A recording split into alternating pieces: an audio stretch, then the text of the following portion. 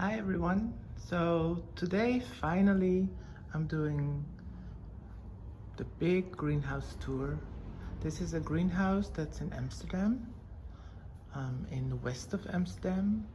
This space belongs to the council of the city, but it used to be a vintage greenhouse that has been used for growing plants. I will show you the top a bit so you can see how old this actually is. So this greenhouse has all of these vintage heating pipes that once were heating the space, and now we don't use that anymore because it's just from not anymore from this time. At this moment we only heat this space in winter, and we use a little, you can see it right there, little fireplace, which kinda heats up the space just enough to make it comfortable in here, but not very warm. So when I started here as a gardener, because I'm the gardener in this greenhouse, in this garden,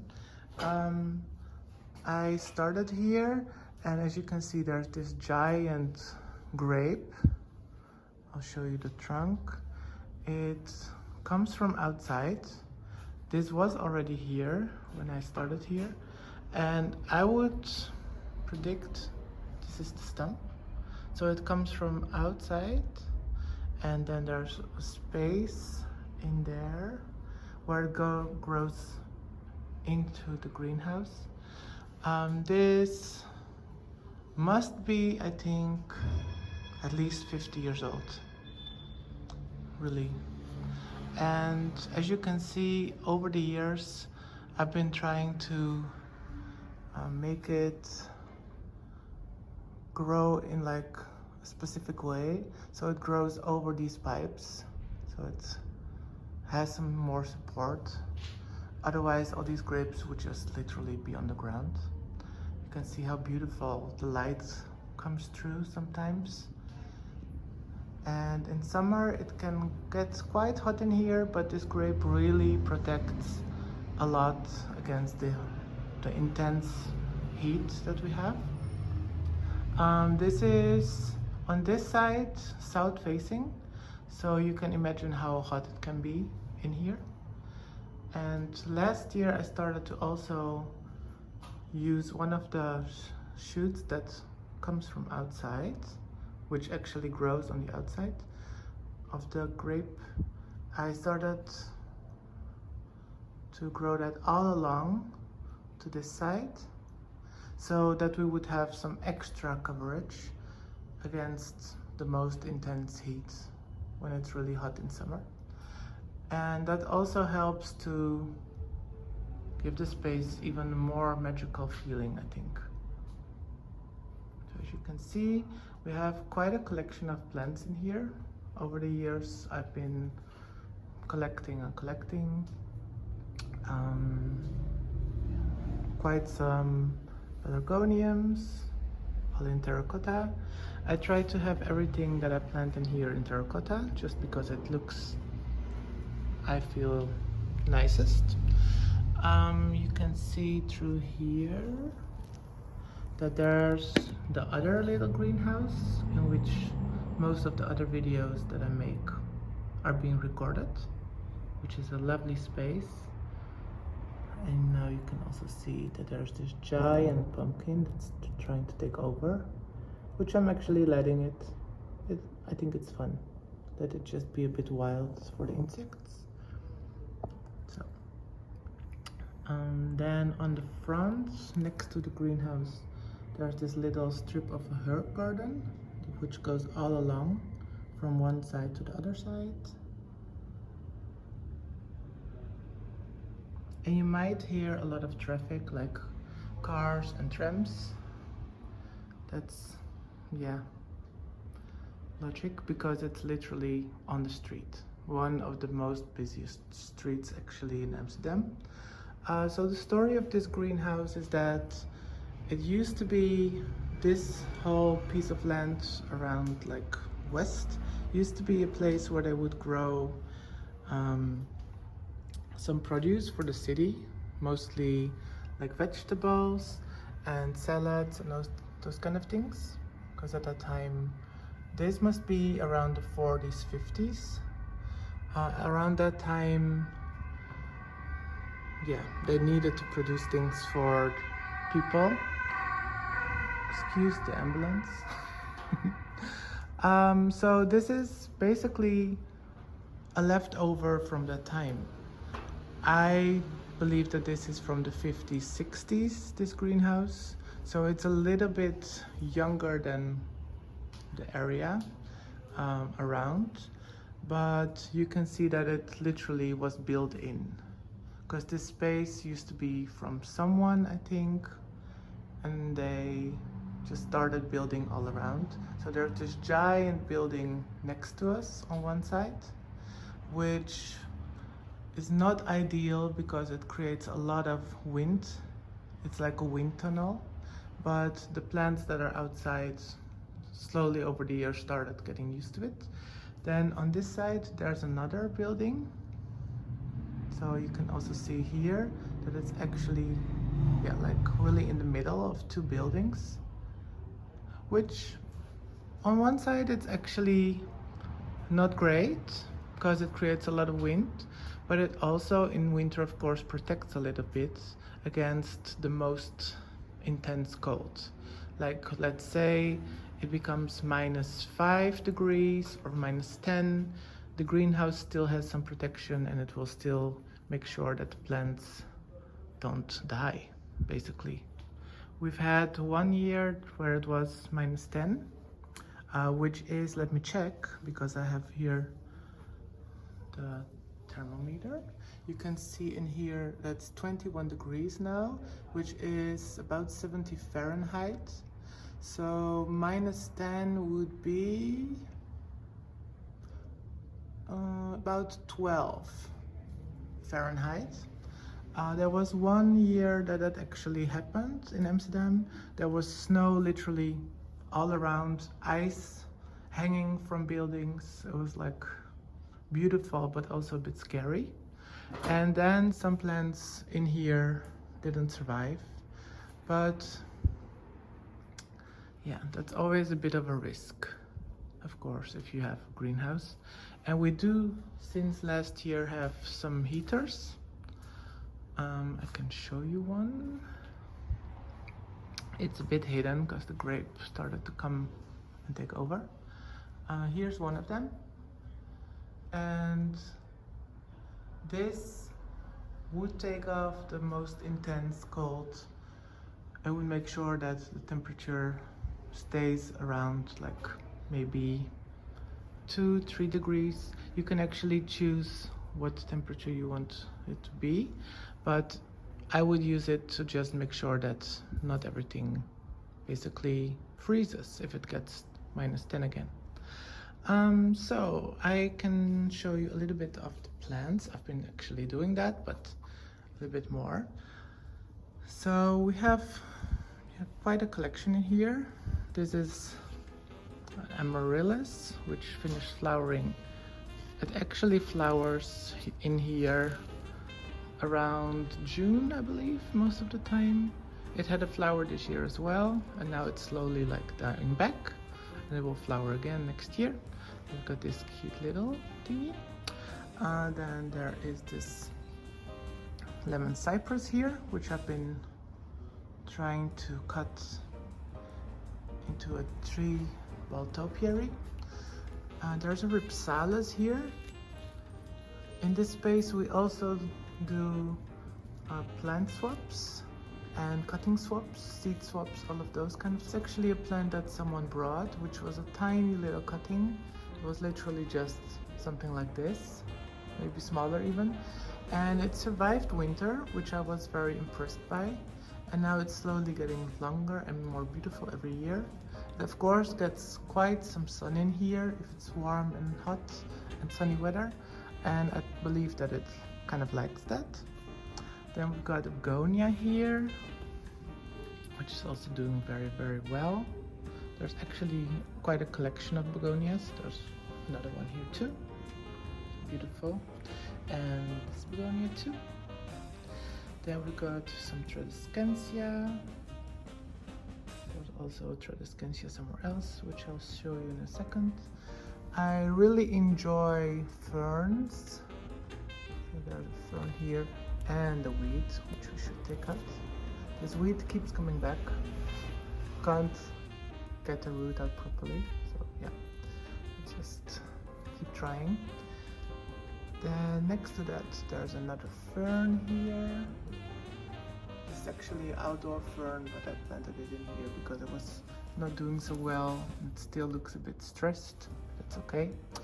Then this is a giant nesting fern, which started as a small, tiny plant. And now it's like gigantic. Then again, some geranium, pelargoniums. We also have those here hanging in this hanging basket. And these are mostly here just to add color, so you can see it from the street, so that people think like, oh, what a fun space. I would like to visit it and have a look. Then we have some aloes here. This is a type of orchid.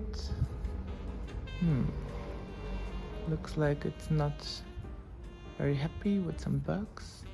I just gave everything a shower in here, so it looks a bit like wet and silly. Then we've got a salvia here. Beautiful salvia, which has a slug. Let's take it up.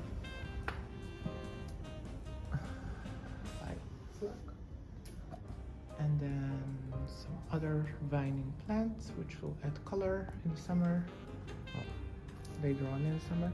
This is another salvia with giant blue flowers, really beautiful. Some more amaryllis, as you can see here. Another geranium, more Tradescantia. And then there's another giant fern, which is doing well. We also have some citrus. This is a kumquat. Here's a lemon, which really needs spraying against scale. Then we have some tomatoes. This year I tried to grow my tomatoes without actually doing anything to them, just like literally let them do their thing, like plant them, let them flop, let them be all around the soil. Yeah, but as you can see, I changed my mind because I started to see that there was whitefly, and that wasn't really cool. It was just, yeah, they were starting to get a bit ugly, the tomato plants. They had like rotting leaves in here, like all around it, under it. The tomatoes have started slowly producing.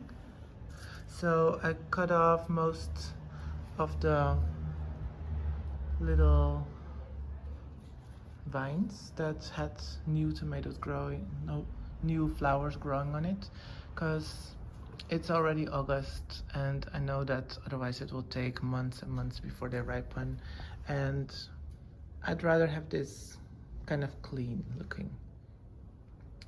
So today I was like, yeah, let's give it a cut back. Let's make sure that it's not lying on the ground anymore, because it's just gonna get a mess and attract other creatures that might damage the whole plant. So I tied it up. Here's another one, which seems like it only, started flowering now. So this one will take a bit longer to actually produce proper tomatoes.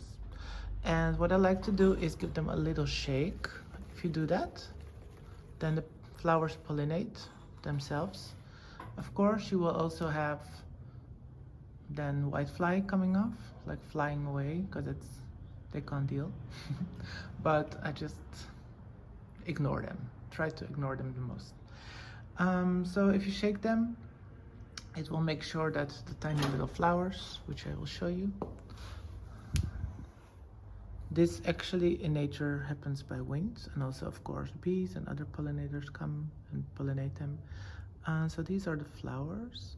So if you shake them, it will get pollinated. And as you can see, we have a tiny little tomato starting to grow. So that's wonderful to see. Let's go further. We have some basil in here, some specific types. When I started here, I decided to install this watering system, which is basically just this giant hose that goes all around, and it has these sprinklers on it. But to be honest, the first 2 years I had it on a timer and I was like, oh, this is wonderful. I don't have to think about watering, all of those things. Sorry, someone just needed to be loud. But then I realized, like, actually I might not have to use so much water. So now I maybe once a week put it on, only if it's really, really hot. Maybe not even. I just try to make sure that the plants that are planted in the soil get enough water, and yeah, it doesn't really need to overwater it, because that's just a waste, of course, of water. And as you can see, the hose comes from outside. It's connected. I can just put it in the sprinkler there or in the watering system, and then it will just start. These are 2 ginger plants, decorative ginger that is. I'll show you them in a second. Here we've got one fern which loves lots of moisture, so I'm trying to really water it a lot whenever I water it. Let's go back. So as you can see, these are the giant gingers. These should flower. I haven't seen them flowering yet. I planted them last year. I actually today just replanted one which used to be right there to there because it was a bit in the way, and I feel like it fills up this space much nicer now. Then we have here Dixonia antarctica, which is a tree fern which comes from Australia, which also loves a lot of water, so also try to always give that a lot of water. And then we have some hanging baskets with spider plants, these ones which have a little baby now. And then these are begonias which are finally starting to flower slowly. Here's another one. Finally almost starting. These I have planted in here some years ago, and I basically leave them in there. In winter they just overwinter in the baskets. All of the foliage dies back, but it's okay. It just looks empty, but then it slowly in spring starts to sprout again, and then they start to flower. This year I feel like they're very, very late. It must be because it was really hot sometime, and then it was quite cold. It was just not the best year for some plants. Here we have another geranium. And then you can see here, this is the lemon tree that I really need to take care of, because it's got lots of scale, as you can see, which is not great. It's actually very bad. So I will make sure that I spray this in future, and I might also actually give it a trim back because it's starting to grow everywhere a little bit, and I'll give it a good hose down because it's full of the dirty mildew kind of stuff that these insects create, which is their pee and poo basically. Yeah, so that really needs care, and I really should start doing that because I'm worried that otherwise it might not survive. So I think, yeah, that we've seen the greenhouse now. This is a space that's also being rented out for a birthday party or for dinners. We have dinners here that are for the neighborhood, cooked by people that live around, and then all these tables are full of like beautiful plates, candles, beautiful food. There's also cooking workshops being given here by my colleague. As you can see, there's lots of tools here, really cute. And then you can see here the fireplace, which is wonderful because in winter, or let's say late autumn, when it's starting to get cold, it's just like lovely to sit in here and look at the fire and just have a lovely time. It's like really nice. I'm not sure if I told you what the name of this place is, but this is Koskerier, and you can also find us on Instagram on Koskerier, which is our Instagram. We also have Facebook, Koskerier, and also we have a website, which is www.koskerier.nl, and there you can see what our program is for the rest of the year, if there's any workshops or specific dinners or other things. So I hope you really enjoyed this tour. I really was looking forward to do this because I feel like it's a lovely space and it just adds a lot to this neighborhood. And also, this used to be a space that wasn't looking that great when I started.